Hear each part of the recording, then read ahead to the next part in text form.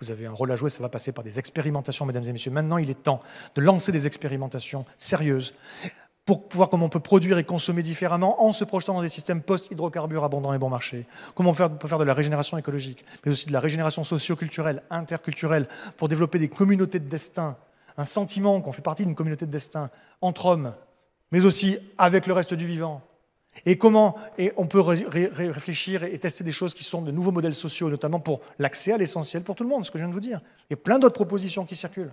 Mais également sur l'aspect économique, des monnaies locales, des économies locales, je vous l'ai déjà dit. Et sur l'aspect politique, comment on s'organise pour prendre les décisions autrement, avec des assemblées citoyennes par exemple. Il y a plein de choses qui font que quand le système central va capoter, lorsqu'il va arrêter de fonctionner correctement, voire peut-être tomber en panne définitive, on aura, nous, au niveau territorial, des canaux de sauvetage, des trucs qui fonctionnent. Et là, ça change tout, parce qu'au moment où ça va basculer, quand à la fois on a testé toutes ces choses-là, à la fois on a mis en place de la résilience qui permet de passer les caps, et ça donne la possibilité alors de dire « Eh, on a un plan B. Et regardez, ici on a fait ça, et ça marche. Là-bas, ils ont fait ci, et ça marche. Tenez, d'ailleurs, ils l'ont mis en récit. Tiens, regarde la vidéo tant que ça fonctionne. Tu verras, c'est super inspirant. » Et sur chaque projet, maintenant, il faut faire plusieurs choses. Un, il faut travailler avec des gens qui ont du goût, parce que les projets doivent être beaux dès que c'est possible. Un bon projet, c'est super, mais le même bon projet, beau, ça change le monde. Deuxièmement, il faut donc travailler avec des gens qui savent faire. Deuxièmement, il faut avoir des indicateurs, clairement, de ce qui a augmenté, de ce qui a diminué. Ensuite, il faut avoir des comptes rendus. Voilà ce qu'on a fait, voilà ce qu'on a essayé, voilà ce qui a marché, voilà ce qui n'a pas marché, voilà, selon nous, pourquoi. Très important. Pour faire fonctionner l'intelligence collective, partager les choses, ce qui a marché, ce qui n'a pas marché. Pas reproduire les mêmes erreurs tout le temps en permanence. Troisièmement, ou quatrièmement, je sais pas, on a besoin de témoignages des gens. Pourquoi ils sont sur le projet au début? C'est quoi leurs espoirs, c'est quoi leurs peurs? D'après toi, c'est quoi les risques, c'est quoi nos vulnérabilités, mais aussi c'est quoi nos richesses, c'est quoi nos atouts, etc. Pourquoi tu es là? Est-ce que tu penses, si c'était la merde demain, est-ce que tu penses que les gens s'organiseraient plutôt en mode coopération, ils seraient solidaires les uns les autres, ou est-ce que tu penses qu'ils se tireraient les uns dans les autres, quoi? Comment tu penses? Aujourd'hui, il y a beaucoup de gens, ça dépend des endroits évidemment, il y a beaucoup de gens qui ne seraient pas trop positifs sur spontanément, si vraiment c'était le bordel, spontanément la gentillesse des gens.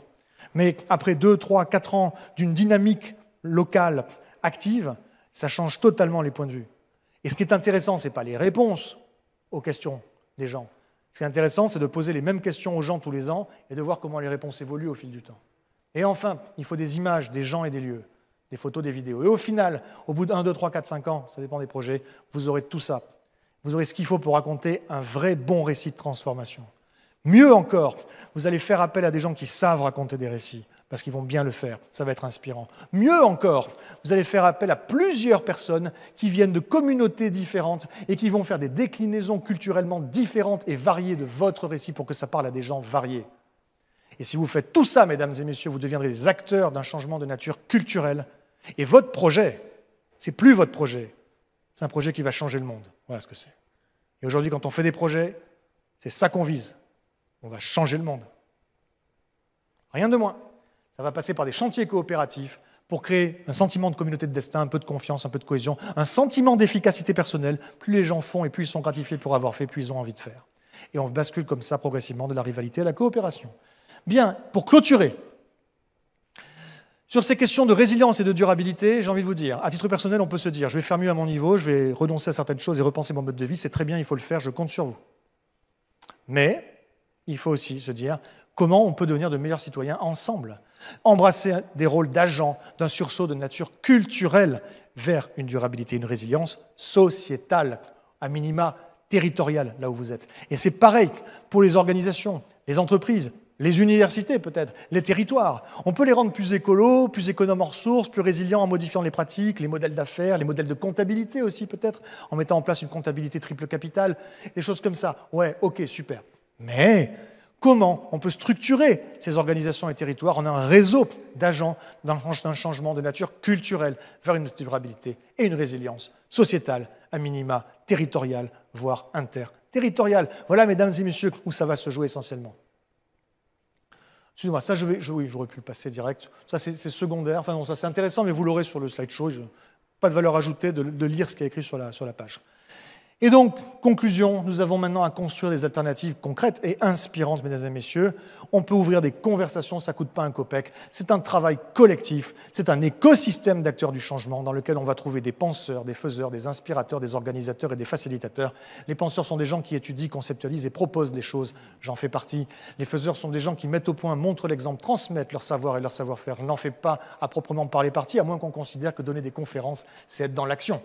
Mais ensuite, il y a des gens, évidemment, qui ont la main dans la terre, la main dans le cambouis, la main dans la machine. Et ces gens-là, on a besoin d'eux. Il y a des entrepreneurs, il y a des investisseurs qui sont sociaux, on va dire, en tout cas sociétaux, qui visent une véritable responsabilité sociétale des entreprises. On a des gens qui savent être moteurs et concrets. On a besoin d'eux. Je suis sûr qu'il y en a dans cette salle. Et vous avez, par votre formation, vous avez des bons outils pour ça. Peut-être pas tous, mais de bons outils. Par contre, on en parlait avant. Par contre, juste au passage, vous allez être ingénieur, peut-être certains d'entre vous, certains le sont, ou ingénieur-chercheur, enseignant-chercheur, peut-être, mais vous ne pouvez pas aujourd'hui faire l'économie d'une réflexion sur votre rôle dans la société. Parce qu'on vous apprend à résoudre des problèmes, mais vous devez vous poser la question, pourquoi on me demande à résoudre ce problème? Qui et pourquoi? Vous devez remettre en question l'énoncé. Le problème 9 fois sur 10 est dans la question. Et vous êtes des pions.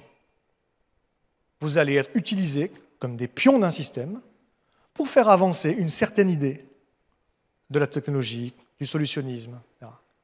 Le solutionnisme, c'est on a un système, il fonctionne, puis de temps en temps, il dysfonctionne. Ah, problème, on va essayer de trouver une solution à ce dysfonctionnement pour maintenir le système. 9 fois sur 10. Donc, attention, posez-vous la question de votre rôle, des enjeux derrière. Soyez critique. Et engagez-vous, c'est politique. Ce n'est pas dit politicien, je dis politique, c'est profondément politique. Les inspirateurs, on a besoin des gens qui racontent, qui diffusent, qui rendent inspirants. J'essaie d'en faire partie. J'espère que ça aura fonctionné avec certains d'entre vous aujourd'hui. Les organisateurs sont des gens qui structurent, animent ou coordonnent un réseau, un mouvement, une dynamique territoriale, un projet. Ça demande des compétences que je n'ai pas tout à fait, que je ne me considère pas aujourd'hui comme un organisateur. Et puis il y a des facilitateurs qui peuvent financer, qui peuvent patronner, qui peuvent empouvoirer les gens. Ce sont des gens qui ont des moyens.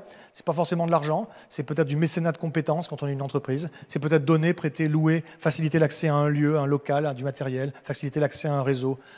Voilà, ça peut être tout et n'importe quoi. Moi, je vous ai dit où j'étais, ou en tout cas où j'essayais d'être dans cette étoile. Maintenant, la question avec laquelle je vais vous laisser, c'est quel acteur du changement êtes-vous?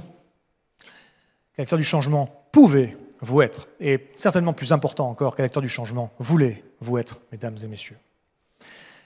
Nous sommes à une croisée des chemins, et c'est le déclic, ou le déclin. Je vous remercie.